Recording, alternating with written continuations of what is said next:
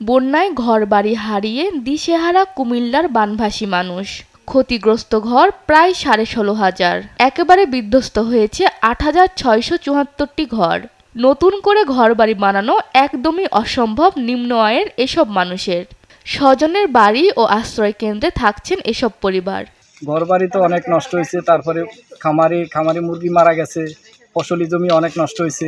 আমরা যে ঘরবাড়ির যে জামু, ঘর নাই, দুয়ারদা নাই, কিছু নাই, বেড়া নাই, খোরা নাই, কিছু নেই। আমরা কাপড় চোপড়ও নাই, কিছু নেই। টিয়া পয়সা কিছু বাইয়া গেছে গা।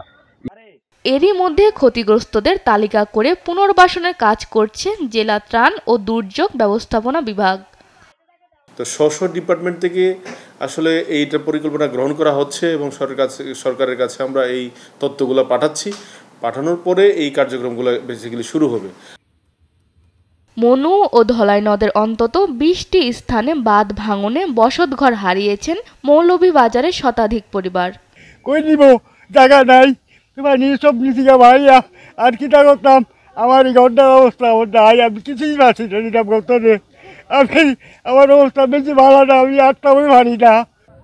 এদিকে ভারতীয় সীমান্তরক্ষী বাহিনী বাধা দেওয়ায় ধলাই নদীর বাঁধ সংস্কার করতে না পারায় শত বছরের পুরাতন মোকাবিল জামে মসজিদটি ভেঙে একেবারেই ধ্বংস স্তূপে পরিণত হয়েছে।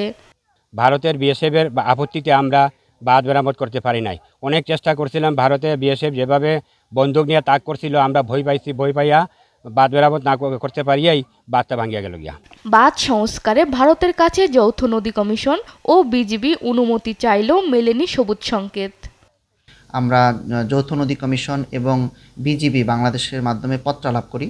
সেই পত্রে প্রেক্ষিতে যৌথ নদী কমিশন এবং বিজিবি থেকে ভারতের কাছে একটি অনুমতি চাওয়া হয়। অনুমোদনটি এখনও পাওয়া যায়নি। ফেনীতে ভয়াবহ বন্যায় ব্যাপক ক্ষতি হয়েছে শিক্ষা খাতে। জেলার 866টি শিক্ষা প্রতিষ্ঠানে ক্ষতি প্রায় 39 কোটি টাকা। শিক্ষা কার্যক্রম চালু করতে পরিচ্ছন্ন কাজে নেমেছে কর্মকর্তারা। এখন আমরা এগুলা পায় পরিষ্কার করি, যেভাবে শ্রেণী কার্যক্রম চালাতে পারি এইভাবে আমরা দ্রুত কাজ করতেছি। এসব ক্ষতির তথ্য ঊর্ধ্বতন কর্মকর্তাদের দিয়েছে জেলা শিক্ষা প্রকৌশল অধিদপ্তর। সব মিলিয়ে ক্ষয়ক্ষতি আমরা এই পর্যন্ত নিরূপণ করে পেয়েছি 29,89 লক্ষ টাকা। আমরা ইতিমধ্যে আমাদের ঊর্ধ্বতন কর্তৃপক্ষ বরাবর ক্ষয়ক্ষতির এই তথ্য আমরা প্রেরণ করেছি। চাহিদা পাওয়া মাত্র আমরা মেরামত কাজ শুরু করব। বন্যা পরবর্তী সময়ে ঘুরে দাঁড়ানোই এখন বড় চ্যালেঞ্জ। অন্তর্বর্তী সরকারের কার্যকর পদক্ষেপ চান বানভাসীরা। সালমা জাহান, নিউজ ডেস্ক, দেশ টিভি।